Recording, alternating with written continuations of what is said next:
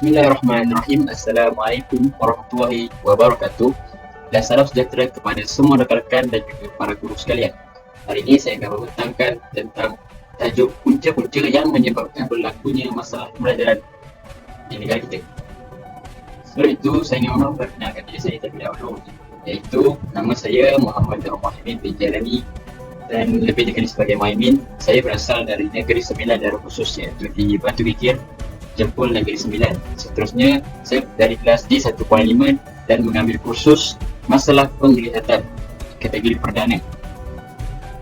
Seterusnya, setelah saya mengupas tentang tajuk punca-punca yang menyebabkan masalah pelajaran dalam kalangan murid-murid, saya ingin menerangkan terlebih dahulu tentang definisi murid masalah pelajaran.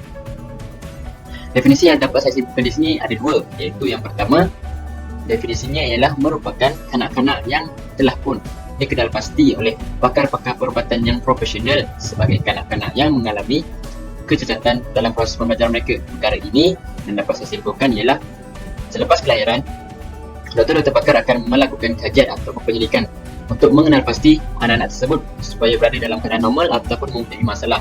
Perkara ini boleh memudahkan urusan ibu bapa untuk mengetahui anak-anak tersebut sama ada normal ataupun mempunyai masalah-masalah tertentu. Seterusnya, definisinya ialah hasil dari rujukan Encik Abdul Rahman bin Talib pada tahun 2007 ialah masalah pembelajaran juga boleh ditakdirkan sebagai murid yang mempunyai masalah kerencatan akal, yang mana masih mampu untuk diberi pengajaran dan boleh mempelajari pendidikan formal di sekolah. Iaitu maksudnya ialah walaupun anak-anak tersebut mempunyai masalah pembelajaran, anak-anak tersebut masih boleh diberi pendidikan yang terbaik, iaitu dengan menggunakan cara pengajaran yang sesuai dengan masalah-masalah mereka dan juga dengan menggunakan alat-alat bantu khas yang sesuai dengan masalah-masalah yang dihadapi olehnya. Kali ini juga selain yang dapat saya contoh yang dapat saya berikan selain daripada itu ialah kanak-kanak yang mempunyai masalah pendidikan ini ataupun masalah pembelajaran ini boleh juga ditempatkan dalam kalangan pelajar-pelajar yang normal. Ini kerana dapat memudahkan urusan anak-anak yang mempunyai masalah pembelajaran ini untuk membuat rujukan bersama rakan-rakannya yang normal, iaitu apabila kanak-kanak yang punya masalah belajar ini ingin mendapatkan maklumat yang lebih dalam tentang suatu tajuk tersebut, dan juga ini dapat memudahkan urusan guru-guru dalam memberi pendidikan yang terbaik kepada anak-anak murid mereka. Seterusnya, selepas saya menerangkan tentang definisi murid masalah pelajaran, saya ingin beralih kepada tajuk-tajuk yang ingin saya sampaikan kepada kalian semua, iaitu tajuknya ialah punca-punca yang menyebabkan berlakunya masalah pembelajaran pada anak-anak tersebut. Punca-punca yang menyebabkan masalah pembelajaran ini yang dapat saya simpulkan ada 5, iaitu yang pertama, genetik baka, yang kedua, faktor persekitaran, dan yang ketiga ialah masalah ketika pranatal, perinatal dan juga pasca-natal. Apa itu pranatal dan apa itu perinatal dan juga apa itu pasca-natal? Apa yang dapat saya maksudkan di sini ialah pranatal ataupun masalah ketika sebelum mengandung. Yang seterusnya perinatal, iaitu masalah ketika semasa mengandung. Dan yang terakhir ialah pasca-natal, iaitu masalah ketika selepas berlakunya kelahiran. Dan yang keempat ialah metabolisme, dan yang kelima ialah trauma. Seterusnya, punca-punca yang menyebabkan berlakunya ketidakbaikan masalah pelajaran yang pertamanya ialah genetik baka. Apa itu genetik dan ataupun baka? Iaitu maksudnya ialah setiap perkembangan sesuatu baka adalah terhasil daripada ciri-ciri yang diwarisi daripada gen-gen yang terhasil tanpa berlakunya pertukaran satu generasi yang lain. Maksudnya ialah setiap gen-gen itu mempunyai sifat-sifat yang kekal dan tidak boleh diubah. Seterusnya, setiap kelahiran mempunyai berpasang-pasangan gen, iaitu berlaku selepas berlakunya proses persenyawaan, maka setiap gen-gen itu mempunyai berpasang-pasangan. Seterusnya, gen berfungsi sebagai penentu suatu pewarisan sifat-sifat biologi dari kelahiran yang terhasil. Contoh-contoh sifat biologinya ialah tahap kecerdasan seseorang itu berpandukan keturunannya ataupun ketinggian ataupun tahap kesihatan dan juga lain-lain. Seterusnya, terdapat 2 jenis gen, iaitu yang pertama ialah gen resesif dan yang kedua ialah gen dominan. Gen resesif ini adalah gen yang tidak terselah. Maksudnya seperti telinga yang melekap, contohnya lidah yang tidak boleh digulung dan juga rambut lurus. Bagi gen dominan pula ialah gen yang paling terselah daripada kelahiran tersebut. Contohnya rambut kerinting, telinga bebas dan tidak melekap, dan juga boleh menggerakkan lidah. Jika sesuatu pasangan itu ataupun ibu bapa yang melahirkan anak itu, salah satu di antara mereka mesti mempunyai gen dominan ataupun gen resesif. Contohnya, jika ibu mempunyai rambut yang lurus dan si bapa mempunyai rambut yang keriting, maka gen dominan terhasil pada anak-anak itu adalah rambut keriting. Ianya bukan rambut lurus, kerana rambut lurus adalah salah satu contoh bagi gen resesif dan rambut keriting adalah satu contoh bagi gen dominan. Seterusnya, kesan baka ataupun genetik terhadap perkembangan. Jadi ada dua, iaitu yang pertama dari segi fizikal ialah setiap perkembangan dan pertumbuhan setiap manusia adalah dipengaruhi oleh baka suatu keturunan. Maksudnya setiap keturunan itu setiap ataupun bentuk-bentuk fizikal akan diwarisi oleh kelahiran-kelahiran yang akan datang. Contoh, ketinggian seseorang itu, tahap kecerdasan seseorang itu, dan juga mental seseorang itu. Seterusnya, berdasarkan kajian yang telah dibuat oleh Bush dan Blooming pada tahun 1985 mengatakan bahawa kanak-kanak yang kembar seiras mempunyai persamaan dalam setiap perkara, seperti contoh emosi, rupa wajah, kemahiran suku perkara jika dibandingkan dengan kanak-kanak kembar tidak seiras. Ini berlaku kerana anak-anak yang kembar seiras ini ianya berkongsi satu plasenta, iaitu berada dalam satu plasenta di berdalam dengan ibunya, berbanding dengan kanak-kanak yang kembar tidak seiras itu mempunyai berbeza-beza plasenta. Iaitu berbeza itu maksudnya plasenta yang terhasil dari perkandungan itu apabila mengandung anak-anak kembar tidak seiras ini, dia berbeza. Dia mempunyai dua plasenta dan satu kandungan. Seterusnya, setiap kelahiran mesti mengikuti baka yang diwarisi daripada keluarganya. Jika di dalam baka keturunan mempunyai masalah dalam pembelajaran, maka sebanyak 30 hingga 50% anak-anak yang akan dilahirkan mempunyai masalah dalam pembelajaran. Iaitu seperti yang saya katakan tadi, setiap keturunan itu mempunyai masalah-masalah contohnya ataupun perkara-perkara yang akan diwarisi oleh kanak-kanak yang akan dilahirkan pada masa akan datang. Seterusnya, kesan baka genetik terhadap perkembangan dari segi mental dan kognitif, iaitu setiap kelahiran mesti mempunyai salah satu warisan yang diikuti daripada ibu bapa atau nenek dan berdasarkan dari keturunan yang mempunyai ikatan pendarahan. Ikatan pendarahan ni contohnya saudara mara ataupun saudara mara. Seterusnya, tahap kecerdasan setiap manusia bergantung pada baka yang diwarisinya. Seterusnya, seseorang ahli psikologi telah membuat kajian dan mempercayai bahawa tahap kecerdasan seseorang itu bergantung pada baka yang diwarisinya dan tidak dapat diubah tahap kecerdasannya. Seperti saya cakap sebelum ini, setiap gen atau baka itu tidak dapat diubah kerana ianya adalah bersifat kekal. Ini hasil dari rujukan Alfred Binet pada tahun 1897 hingga 1911. Seterusnya, banyak kajian menunjukkan bahawa masalah pelajaran ini banyak berlaku disebabkan oleh faktor keturunan seseorang jika salah satu atau kedua-duanya mempunyai masalah dalam pembelajaran. Ini yang dapat saya katakan adalah sama ada kedua-duanya itu mempunyai gen dominan dalam ataupun gen resesif. Contoh, gen dominan mereka adalah masalah pelajaran, maka kelahiran yang akan terasa adalah mempunyai masalah pelajaran. Jika masalah pelajaran ialah gen resesif, maka anak-anak yang terlahir adalah normal ataupun tidak berlakunya masalah pelajaran jika gen dominannya adalah normal dan tidak mempunyai masalah pelajaran. Tapi jika kedua-duanya mempunyai masalah pelajaran, maka anak-anak yang terhasil akan mengalami masalah pelajaran.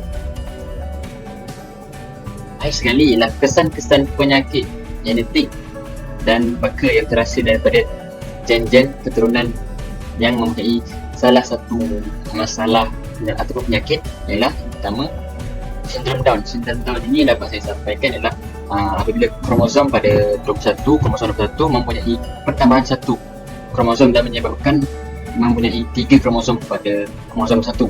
Ini akan terhasillah anak-anak yang mempunyai masalah sindrom Down. Seterusnya, phenylketonuria ataupun PKU.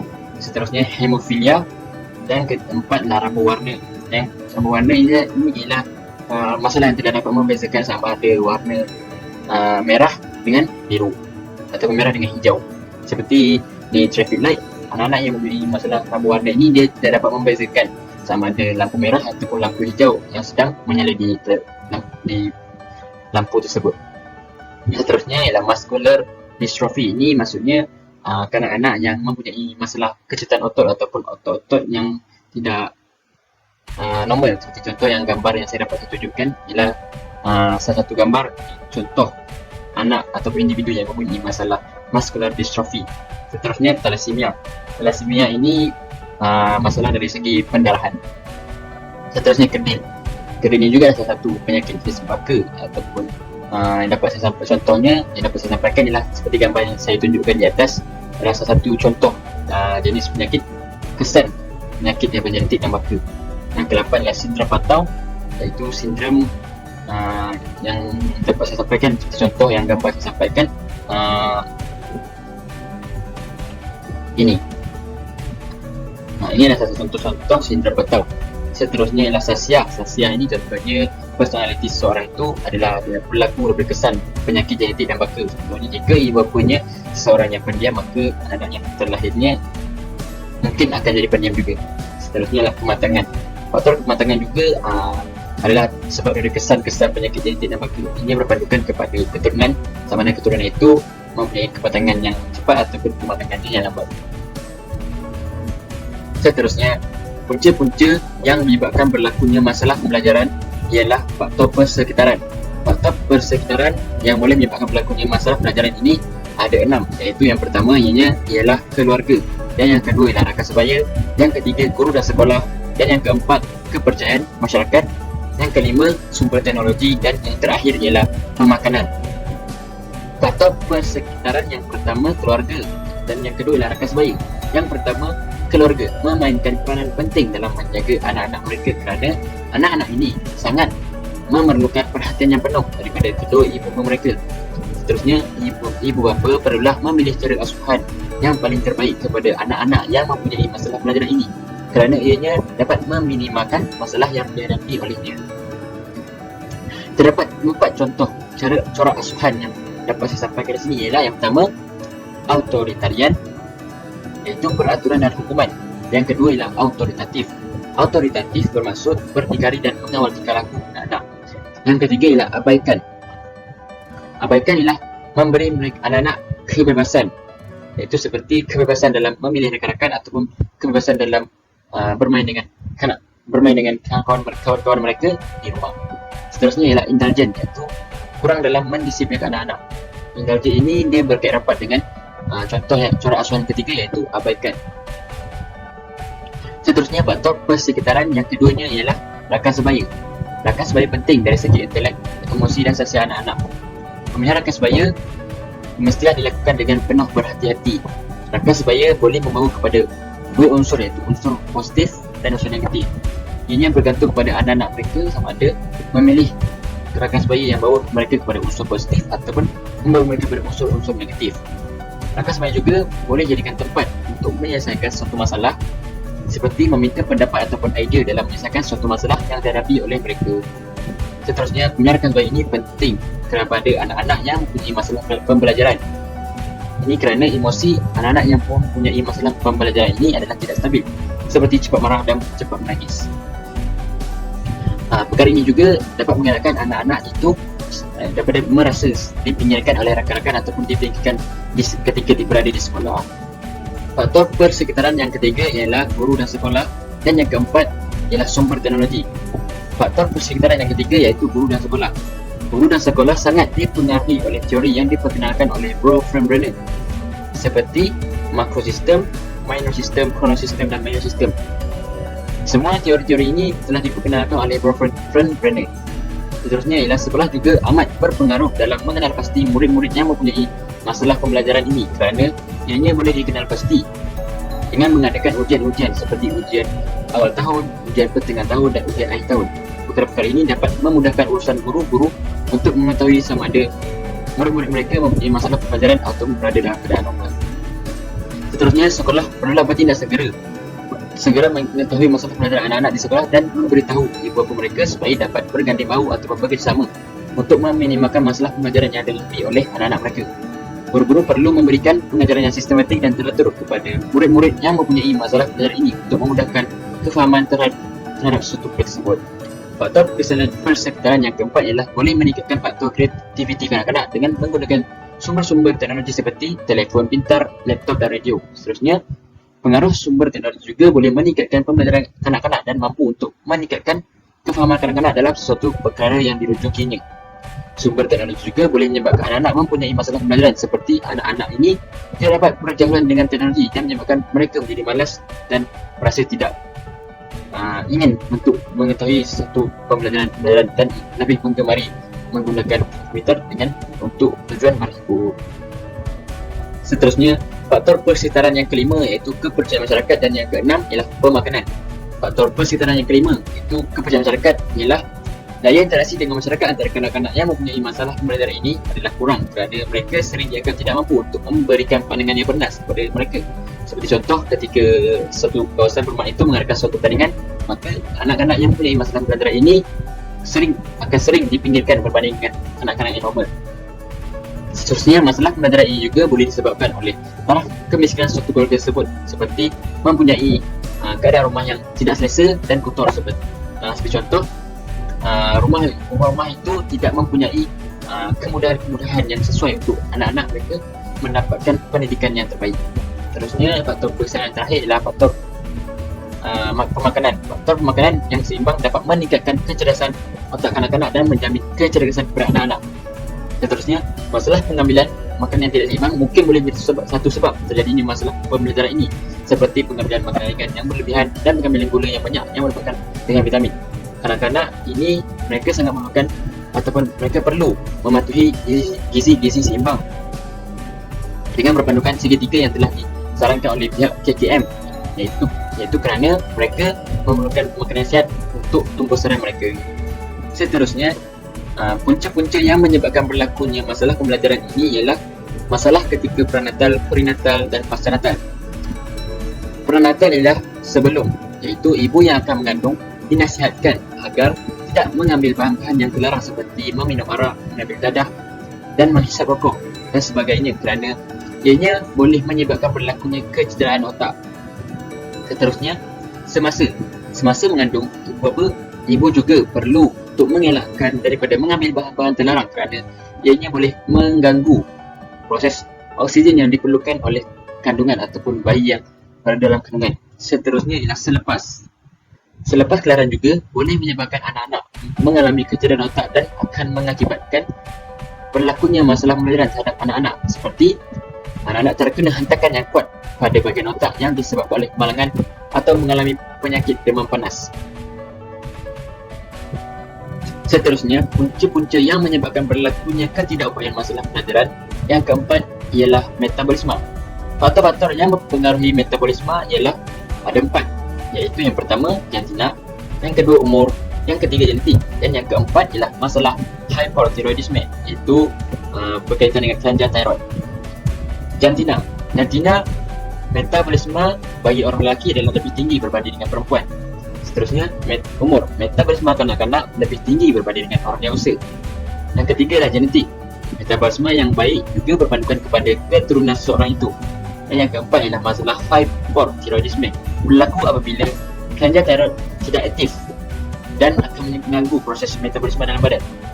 Perkara yang dapat saya sampaikan di sini ialah berlaku ketidakseimbangan biokimia yang menyebabkan berlakunya masalah pembelajaran kepada kanak-kanak. Seperti contoh, iaitu bahan kimia yang boleh menjadi punca berlakunya masalah hyperactivity, iaitu ataupun ADHD, iaitu menyebabkan anak-anak yang mempunyai masalah ini akan hilang tumpuan dalam proses pembelajaran mereka dan lebih mengganggu rakan-rakan mereka untuk belajar, supaya mengikut mereka untuk bermain-main bersama-samanya.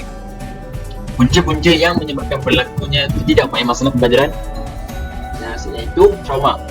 Definisinya ialah pengalaman seseorang tentang sesuatu peristiwa yang kekal dalam ingatan dan kemampuan seseorang menceritakan kembali peristiwa yang berkaitan sesuatu emosi atau suatu ancaman yang berlaku kepada mereka yang menyebabkan terjadinya suatu trauma ini. Seterusnya, trauma juga ialah satu pengalaman yang luar biasa yang dilakukan oleh seseorang seperti rangsangan yang kuat dan berbahaya kepada individu tersebut. Rangsangan ini di luar kemampuan kanak-kanak, remaja dan juga dewasa. Ketika ini saya dapat berpandukan rujukan Rahanah Makhzen pada tahun 2016. Faktor utama trauma ada dua, iaitu faktor luaran dan faktor dalaman. Kesan-kesan trauma ada 5, iaitu yang pertama ialah berasa tidak tenang dan sering huru hara ataupun fikiran sentiasa kusut dan serabut. Seterusnya tidak dapat bernafas dan sentiasa panik. Ini berkaitan dengan yang pertama, iaitu tidak tenang. Yang ketiga ialah sukar mengawal waktu tidur kerana sering berasa gelisah dan seperti teringat akan trauma-trauma yang dihadapi olehnya. Seterusnya ialah kemurungan dan sering menyendiri kerana trauma ini tidak dapat dirasai oleh orang lain dan juga ianya memberi penderitaan kepada diri sendiri kerana tidak dapat melupakan trauma-trauma yang telah berlaku pada diri mereka. Yang kelima ialah daya halusinasi yang tinggi tentang trauma. Bagi mereka yang mempunyai masalah trauma ini, mereka mempunyai halusinasi yang tinggi seperti setiap kali mereka termenung, mereka akan teringat akan trauma-trauma yang dihadapi olehnya dan menyebabkan mereka berasa gelisah dan takut untuk menjalani satu kehidupan seharian. Sekian, terima kasih dari saya.